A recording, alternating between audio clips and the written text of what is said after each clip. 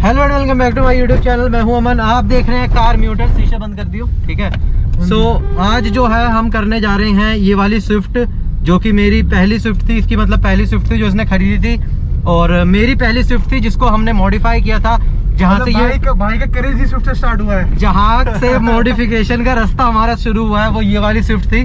तो ये वाली स्विफ्ट है हमारी 2018 पेट्रोल बेस मॉडल, और इसके अंदर हमने ज्यादा तो मॉडिफिकेशन कुछ कराई नहीं, बट हमने जो कराई थी वो इनफ थी इसके लिए कि इसको जो चीजें चाहिए थी वो चीज हमने लगाई थी। आज हम करा रहे हैं इसके अंदर सीएनजी इंस्टॉल। गाड़ी चल चुकी है हमारी, टोटल कितनी चली है? 15,000 के लमसम चली है भाई। टोटल 15,000 के लमसम चली है। और इसको मैं शुरू से कहता था कि सीएनजी लगवा ले, सीएनजी लगवा ले। सीएनजी लगवाने की जरूरत है, मेरी गाड़ी एवरेज बहुत बढ़िया दे रही है, लेकिन सीएनजी लगवानी है। सीएनजी लगवानी है। रीजन ये है, पेट्रोल के प्राइसेस बहुत ज्यादा जा रहे हैं, इसकी रनिंग ज्यादा है। रनिंग को देखते हुए मैंने इसको बताया था कि सीएनजी लगवा ले, क्योंकि एक बेनिफिट ही देगी एट द एंड वो चीज आपको। तो सीएनजी मैं आपको बताता हूँ किनको लगवानी चाहिए, किनको नहीं लगवानी चाहिए, क्या एडवांटेजेस है, क्या डिसएडवांटेजेस है, क्या क्या प्रॉब्लम फ्यूचर में आती है। तो वैसे तू बता, तेरा माइंड में कभी भी कैसा, लगानी है नहीं लगानी? भाई वहाँ जाके चेक करूंगा क्या कॉस्टिंग पड़ेगी, क्या हिसाब से इंजन में इम्पैक्ट पड़ेगा नहीं पड़ेगा, वो तो वहीं जाके पता चलेगा। चलो ये चीज है, बाकी मैं आपको डिटेल में बताता हूँ। बाकी बात करेंगे आराम से। घर पे गाड़ी में नॉइज बहुत था, यहाँ पे आपको अच्छे से चीजें भी समझ आएगी, मैं अच्छे से समझा भी पाऊंगा, अपना ओपिनियन भी बता पाऊंगा कैसा लगा हमको सीएनजी लगवा के। क्योंकि आप तो अभी तक सस्पेंस में हो, सीएनजी लगी कि नहीं लगी। सीएनजी लग चुकी है, एवरेज भी हो चुका है, पार्ट 2 भी बन चुका है, जो वीडियो आप अभी फिलहाल देख रहे हो। तो आज वाली वीडियो में फिटिंग आपको देखने के लिए मिलेगी। फिटिंग के लिए चैनल को सब्सक्राइब कर लेना। नेक्स्ट वाली वीडियो के अंदर आपको फिटिंग भी बताऊंगा किस तरीके से करनी है, और पूरा प्रोसेस दिखाऊंगा। क्या एवरेज दे रही है गाड़ी वो भी आपको बताऊंगा। अभी मोटा मोटा एवरेज बता देता हूं। हमारी जो गाड़ी एवरेज दे रही है वो दे रही है 400 रुपए के सीएनजी के अंदर 180-190 non AC, without AC 180 kilometre चल रही है 400 रुपए के सीएनजी के अंदर। 400 से कुछ कम रुपए की डलवाई थी।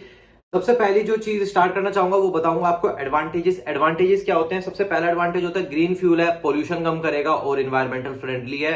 सेकंड एडवांटेज इसका आता है सेफ फ्यूल है। लोग कहते हैं कि सीएनजी सिलेंडर फट जाते हैं या आग लग जाती है बहुत जल्दी। पेट्रोल डीजल से, मतलब पेट्रोल डीजल ज्यादा हमारे फ्लेमेबल फ्यूल है रेदर देन सीएनजी। तो सीएनजी में आग नहीं लगती इतनी जल्दी, और सीएनजी में शायद आग ही नहीं लगती। वो मैंने 2-4 वीडियोस देखी थी और रिसर्च किया, तो सीएनजी में डायरेक्टली ऐसे आग नहीं लगती है। और उसके बाद है कि इसका जो ऑपरेशनल कॉस्ट होता है, थर्ड पॉइंट, वो बहुत कम होता है। यानी कि जो आप यूज करोगे आपको 2 रुपए किलोमीटर देगी गाड़ी, और मेरी बाइक जो है वो 2.2 किलोमीटर दे रही है, मतलब 2 रुपए किलोमीटर दे रही है। कार भी आपकी 2 रुपए किलोमीटर देगी ऑन सीएनजी। स्विफ्ट का मैंने आपको बता ही दिया कि 400 में 180 चल रही है हमारी, तो आप आइडिया लगा लो कि 2 रुपए से थोड़े से ज्यादा रुपए आपको देने पड़ रहे हैं। पेट्रोल की बात करते हैं तो पेट्रोल में आपका ऑलमोस्ट 4 या 5 रुपए पर 5 रुपए किलोमीटर का आपका एवरेज निकल के आता है। जहां पे मैं छोटी गाड़ी की बात करूं, स्विफ्ट वैगनर, सिलेरियो जैसे की, या फिर इग्निस की, तो 4-5 रुपए तो आपके लगते ही लगते हैं। तो उस हिसाब से देख सकते हो पेट्रोल कितना महंगा पड़ता है, ऑलमोस्ट डबल से भी ज्यादा, और सीएनजी आपकी हाफ रेट में पड़ती है। सीएनजी की कॉस्ट कितने टाइम में कवर होगी? जब हमने अपना एवरेज और सारी चीजें कैलकुलेट करके देखी थी, तो हमको पता चला था कि जब हम 10,000 किलोमीटर चला लेंगे इस गाड़ी को, तब हमारी सीएनजी की कॉस्ट और जो हमने सीएनजी का फ्यूल डलवाया, मतलब जितने की सीएनजी हमने डलवाई है उसकी कॉस्ट पूरी कवर हो जाएगी अगर हम सेम गाड़ी पेट्रोल में चलाते हैं। यानी कि 10,000 किलोमीटर चलाने पे हमारी जो 40,000 रुपए की किट लगी है, वो किट के पैसे पूरे वसूल हो जाएंगे। अब मैं आपको बताता हूं कि मेरे को कैसा लगा गाड़ी के अंदर सीएनजी लगवाने के बाद। पार्ट 2 देखोगे तो इंस्टॉलेशन का प्रोसेस समझ में आएगा। उसमें मैंने आपको बताया गाड़ी किस तरीके से चल रही है, सारी चीजें उसके अंदर।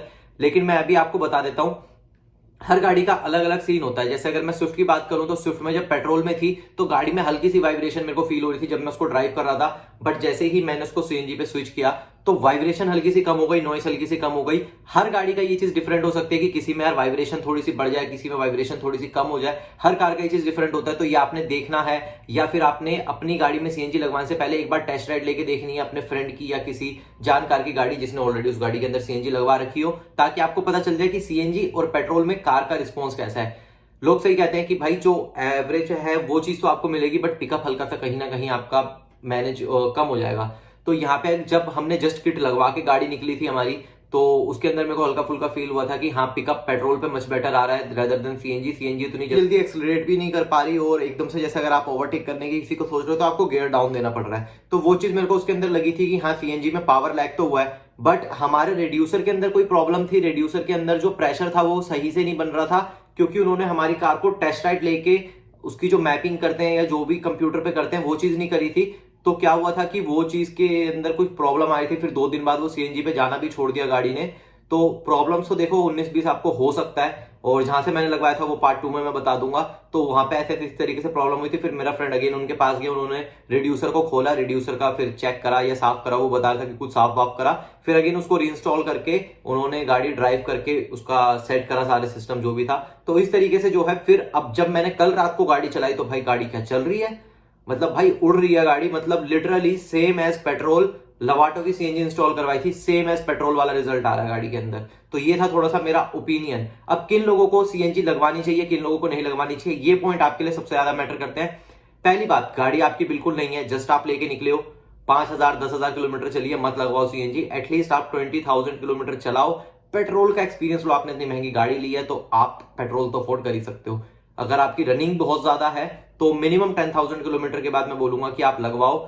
सेकंड पॉइंट आता है वारंटी का क्या होने वाला है।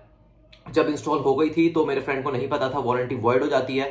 तो मतलब इंस्टॉलेशन के इन बिटवीन प्रोसेस के अंदर मैंने उसको बोला कि वारंटी वॉइड हो गई, अब क्या करेगा, मतलब मैं उसकी ले रहा था, मजाक कर रहे थे हम। तो उसने बोला कि नहीं वारंटी वॉइड नहीं होती। मैंने कहा जब पूछ किया, तो वो पूछने का दुकानदार से, तो दुकानदार कभी आपको नहीं बताएगा कि आपकी वारंटी वॉइड होगी नहीं होगी। एक्सप्लेन हर चीज करेंगे, समझाएंगे आपको, बैठाएंगे, हर चीज आपको बताई जाएगी ऑन टेबल। बट आप अगर उनसे वारंटी का पूछेंगे तो वारंटी के लिए उनका जो पहला जवाब आया था कि इंजन सीज ही नहीं होता सीएनजी पे, आप टेंशन मत लो। फिर सेकंड टाइम हमने पूछा, सेकंड टाइम में एक डिफरेंट जवाब आया था। थर्ड टाइम फिर मैंने पूछा अगेन। आपने question same to same again and again पूछना जब तक आपको आपका जवाब ना मिल जाए आपके क्वेश्चन का। तो मैंने उनसे दोबारा पूछा तो उन्होंने बोला कि सीएनजी पे सीज नहीं होती, आप टेंशन मत लो, बाकी उसके अंदर वारंटी का कोई इशू नहीं आता, हो जाती है। तो मेरा अगला सवाल ये था कि इन केस मेरा इंजन इस वाले का सीज हो जाता है तो क्या कंपनी मेरे को क्लेम देगी। तब उन्होंने मेरे को जवाब दिया थर्ड फोर्थ टाइम क्वेश्चन करने के बाद कि नहीं, इंजन का क्लेम नहीं मिलेगा। और एडिशनल जो वायर आपकी इंजन से कनेक्टेड होती है, जो मतलब ये सीएनजी इंस्टॉल करते टाइम जो वायर कटिंग होती है, एक आधी वायर कटती है, वो इंस्टॉल करने वाले बंदे ने बताया था। दुकानदार कभी नहीं बताते ये चीज, तो उन्होंने बताया था या छिली थी या जो भी हुआ था। तो एक तरीके से कनेक्शन करने के लिए सीएनजी का कि जब हमारा सीएनजी ऑन हो तो पेट्रोल आना बंद हो जाए, तो यार वायर तो देखो काटनी पड़ेगी, कनेक्शन कहीं से डिस्कनेक्ट करना पड़ेगा, बीच में एक स्विच लगेगा या जो उसका ईसीयू लगता है, ईसीयू के अंदर ऑटोमेटिक स्विच होगा, जो भी चीजें होती है। तो वो जो है वायर का पावर रोकेगी, तभी तो जाके हमारे फ्यूल इंजेक्टर बंद होंगे, फ्यूल इंजेक्टर बंद होंगे तभी पेट्रोल जाना बंद होगा इंजन में। सीएनजी पेट्रोल दोनों एक साथ जाने लग गए तो इंजन हो जाएगा आपका सीज। तो सेकंड पॉइंट यही है कि भाई वारंटी जो होती है ना, वारंटी आपकी वॉइड हो जाएगी जब भी आप सीएनजी लगवाओगे। तभी मैं कह रहा हूं मिनिमम 20,000 25,000 किलोमीटर गाड़ी को ड्राइव करो। गाड़ी की मैन्युफैक्चरिंग कोई मतलब जो मैन्युफैक्चर होकर आई है उसके अंदर कोई प्रॉब्लम नहीं होनी चाहिए, क्योंकि आप इतनी गाड़ी चलाओगे ना तो आपको पता चल जाएगा कि गाड़ी जो कंपनी से बन के आई है वो परफेक्ट है, कोई इशू नहीं है। क्योंकि मैन्युफैक्चरिंग वारंटी आपको मिलती है कंपनी की तरफ से कि हमारी मैन्युफैक्चरिंग में कोई इशू है तो हम उसको फ्री ऑफ कॉस्ट रिजॉल्व करके देंगे। क्लच प्लेटों की कोई वारंटी नहीं होती, क्योंकि वो आपकी ड्राइविंग हैबिट के ऊपर डिपेंड करता है, उसके अंदर कंपनी का कोई लेना देना नहीं होता। तो इस तरीके से आपकी वारंटी जो है चली जाएगी। तो आपको पता चल गया, नई गाड़ी लेनी है, इंस्टॉल नहीं कराना, आपने गाड़ी को थोड़ा सा ड्राइव करना है, वारंटी आपकी चली जाएगी। आप जिस पॉइंट ऑफ टाइम पे इंस्टॉल कराओगे, 5-5 साल की वारंटी वाली गाड़ी आ रही है, बट जहां आपने इंस्टॉल करा ली वहां आपकी वारंटी खत्म हो जाएगी। थर्ड पॉइंट हमारा आता है कि आपने सीएनजी सिर्फ तब लगवानी है जब आपकी रनिंग बहुत ज्यादा हो। क्योंकि मैं अपने फ्रेंड को ऑलमोस्ट 1-1.5 साल से कह रहा हूं कि तेरे को सीएनजी की जरूरत है, तेरे को लगवा लेनी चाहिए, तेरे को लगवा लेनी चाहिए, क्योंकि उसकी रनिंग बहुत ज्यादा है। और प्लस उसकी जो रनिंग है ना, वो बिल्कुल सारा का सारा रनिंग जो है ट्रैफिक के अंदर है। 1.5 घंटा ट्रैफिक में खड़े रहने वाली बात है, क्योंकि उसका जो काम है वो करोल बाग से डेली अप डाउन 2 या 3 बार होता है। तो आप समझ सकते हो करोल बाग में कितना ट्रैफिक होता है, और वहां पे उसको गाड़ी लेके जाना है, सामान लेके आना है, अपना डाल के सारी चीजें करनी है। तो उस तरीके से उसका जो अप डाउन है वो बहुत ज्यादा है। और प्लस जितना भी अप डाउन है ना ट्रैफिक एरिया में, पेट्रोल एवरेज ले नहीं पाती, और पिकअप का उसको कुछ करना नहीं है, क्योंकि ट्रैफिक में पिकअप लेके करेगा भी क्या, मतलब उसने कौन सी भगानी है, उड़ा के ले जाएगा गाड़ी को। तो समझ सकते हो कि अगर आपकी रनिंग बहुत ज्यादा है तभी आपने लगवानी है। अब कुछ लोग कहते हैं कि भाई मेरी रनिंग नहीं है बट मैं सीएनजी लगवाना चाहता हूं, मैं पेट्रोल के पैसे इतना वेस्ट नहीं करना चाहता, मैं सीएनजी लगवाऊंगा। अगर आप तब भी सीएनजी लगवाना चाहते हो तो लगवा सकते हो, बट मेक श्योर कि आपने एटलीस्ट हफ्ते के अंदर उसको गाड़ी को चलाना है। अगर आप 10-10 20-20 दिन गाड़ी खड़ी छोड़ दोगे तो सीएनजी जो है इफेक्ट करेगी, क्योंकि सीएनजी एक ठंडी गैस होती है, और जिन भी पाइपों के थ्रू वो रन करती है सीएनजी, उसके ऊपर हमेशा आपको मॉइस्चर नोटिस होगा। तो ये चीज आपने हमेशा नोटिस करनी है कि जहां पे मॉइस्चर होता है वहां रस्टिंग होती है। तो अगर आप गाड़ी चलाओगे तो ज्यादा बेटर है, क्योंकि आप इतनी महंगी किट लगवाओगे तो उसका पूरा आपने यूज करना है, अदरवाइज कोई फायदा नहीं होगा। इतनी महंगी किट लगा के ना आप उसका कॉस्ट रिकवर करवा पाओगे, ना आप गाड़ी का मजा ले पाओगे, और प्लस आपकी गाड़ी भी टाइम के साथ साथ खराब होती चली जाएगी। फोर्थ जो मिस्टेक हमने करी थी वो मिस्टेक के बारे में आपको बताता हूँ। हमने जो सिलेंडर लगवा लिया वो लगवा लिया थोड़ा सा उठा हुआ, वो आप वीडियो के अंदर देखोगे कि स्टेपनी अपनी ओईएम प्लेस पे रहे, जहां नीचे रहती है वहीं पे रहे, हम उसको ऐसे पुल आउट कर सकें। तो हमने स्टैंड जो लगवाया थोड़ा सा उठा हुआ लगवाया कि नीचे से हम स्टेपनी आराम से निकाल पाएंगे, सिलेंडर के नीचे स्पेस आ गई। अब होता कि आपको पता चल गया कि सेंटर ऑफ ग्रेविटी जितनी भी ऊंची होगी हमारी, उतना ज्यादा वो आगे पीछे को जाएगी। फॉर एग्जांपल जैसे गाड़ी आगे जा रही है, एकदम से ब्रेक ली तो ये झटका मारेगी आगे कोई की, ये स्टैंड लगा हुआ ये हल्का सा उठेगा, अब बिल्कुल हल्का सा उठेगा, आपको पता भी नहीं चलेगा। फिर आपने पिकअप ली, सिलेंडर हल्का सा पीछे को जोर डालने लगा क्योंकि गाड़ी मोशन में जा रही है, सिलेंडर अपने रेस्ट पे है, तो सिलेंडर हल्का सा पीछे होगा वेट के साथ, 19-20 होगा, आपको पता भी नहीं चलेगा। तो वो चीज हुई। फिर स्टैंड हल्का सा ऊपर उठा। अब ये ब्रेक और एक्सेलरेटर के बीच में जब ये ऊपर नीचे हिलता रहेगा तो क्या होगा, नीचे की चादर ढीली हो जाएगी। जब आपकी नीचे की चादर ढीली हो जाएगी, उसके अंदर रस्टिंग होगी, वो गल जाएगी, वो हल्की हल्की खराब होनी शुरू हो जाएगी। तो सिलेंडर जब भी आपने लगवाना है, आप नीचे वाली जगह पे लगवाएं और पीछे की तरफ स्टेपनी आ जाएगी, उसके पीछे फिर स्टेपनी आ जाएगी, अपनी ओईएम जगह से हट जाएगी। नीचे की जगह आपकी खाली हो गई, वहां पे आप स्टेपनी वाला जो वूफर आता है वो लगा सकते हो अगर साउंड के शौकीन हो तो। पीछे आपकी स्टेपनी आ गई, इनकेस पीछे से कभी एक्सीडेंट होता है या इंपैक्ट होता है तो पहले तो स्टेपनी आपका जो पीछे से इंपैक्ट हुआ है उसको झेलेगी, फिर सिलेंडर तक जाएगा, तो एक तरीके से सेफ्टी आपकी बढ़ जाएगी, प्लस आपका जो आगे पीछे का मोशन है वो भी कम हो जाएगा।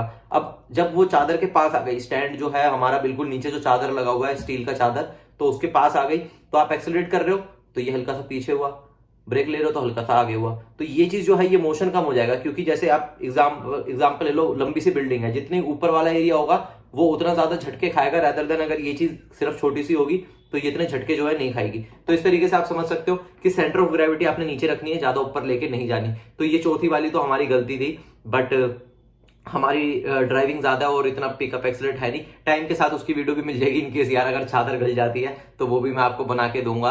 अब आई गेस कि समझ आ गई है आपको, कोई डाउट होता है तो नीचे कमेंट कर देना। नई गाड़ी में सीएनजी मत लगाना, थोड़ा सा यूज कर लेना, सीएनजी लगाने का मन है पुरानी गाड़ी ले लेना, आउट ऑफ वारंटी वाली सीएनजी लगाना, दबा के चलाना, 1.5-2 रुपए किलोमीटर आएगा आपका, मजेदार मतलब बढ़िया सीन रहता है, एवरेज बहुत अच्छी निकल के आती है, पिकअप से कोई कॉम्प्रोमाइज नहीं है। किट आपकी अच्छी कंपनी की होनी चाहिए, हमने लवाटो की यूज करी है क्योंकि बहुत ज्यादा ब्रांड नेम हमने सुन रखा था, अदरवाइज कौन सी इतनी अच्छी किट होती है मेरे को नहीं पता। लवाटो मेरे को काफी सुन रखा था तो मैंने उसको सजेस्ट किया लवाटो, उसने भी फिर लवाटो लगा ली, और पिकअप में कोई कॉम्प्रोमाइज नहीं है, डे 1 पे था वो मैंने आपको बताया। अब जब मैंने कल ड्राइव करी है तो गोइंग सुपर स्मूथ, बहुत अच्छी गाड़ी चल रही है, और पता भी नहीं चला हम 4 बड़े बड़े डब्बे रख के पीछे लेकर आए हैं, और प्लस सीएनजी का सिलेंडर पीछे रखा हुआ था और मैं ड्राइव कर रहा था, तो मेरे को पता भी नहीं चला कि इतना वेट लोडिंग के साथ मैं चल रहा हूं।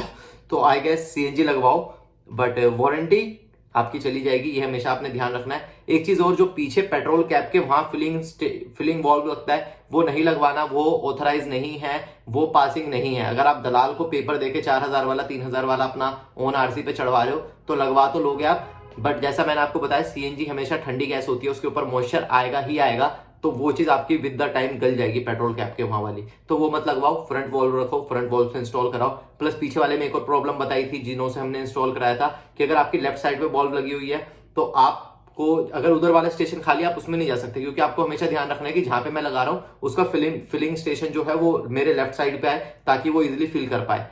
तो ये इश्यू जो है वो कंपनी फिटेड गाड़ियां आ रही है वो फेस करते होंगे, और कह रहे हैं कि कंपनी वाले जो कंपनी फिटेड आते हैं बल्कि वो हमारे पास आते हैं कि आगे वाला बैग लगवा दो, फिलिंग बॉल लगवा दो, ताकि मैं कहीं भी जाके खड़ा हो जाऊं और बोनट खोलूं और बोलूं सीएनजी डालो। तो उस तरीके का सीन होता है। बाकी आपके ऊपर है, आप पीछे वाला लगवाना चाहते हो नहीं लगवाना चाहते, दलाल से पेपर बनवा रहे हो तभी पीछे वाला लगवाना, अदरवाइज आरसी पे पास नहीं होगी आपकी, वो आपके लिए प्रॉब्लम क्रिएट करेगी फिर। प्लस मॉइस्चर उस पर हमेशा रहेगा तो रस्टिंग होगी गाड़ी के साथ, और एक छेद एक्स्ट्रा गाड़ी के अंदर दर्द करेगा आपको, तो वो चीज मत करवाओ। एक ही फिलिंग वॉल्व रखो फ्रंट वाला, और काफी अच्छे तरीके से सीएनजी काम करती है। मैं मिलता हूं नेक्स्ट वाली वीडियो में। क्वेश्चंस आपने नीचे कमेंट कर देना, मेरी इंस्टाग्राम आईडी आ रही है @aman_bug, जाओ और फॉलो करो। कोई क्वेश्चन है डायरेक्टली पूछ सकते हो, स्टोरी पे पूछ सकते हो, टैग कर सकते हो मेरे को किसी भी चीज के अंदर, नीचे कमेंट करोगे तो आपको रिप्लाई भी मिल जाएगा मेरा टाइम से, जैसे ही मैं सारी चीजें चेक करूंगा। और अगर वीडियो पसंद आई है तो आपने लाइक करना ताकि और सीएनजी वाले भाइयों तक पहुंच जाए। सब्सक्राइब करो मेरे चैनल को ताकि मेरे को सपोर्ट मिले, एंड क्वेश्चंस आप मेरे से पूछ सकते हो, जितना मेरे को पता है, जितनी मेरी नॉलेज है उस हिसाब से मैं आपको जरूर बताऊंगा कि कौन सा ऑप्शन आपके लिए सही रहेगा। मिलता हूं मैं आपसे नेक्स्ट वाली वीडियो में।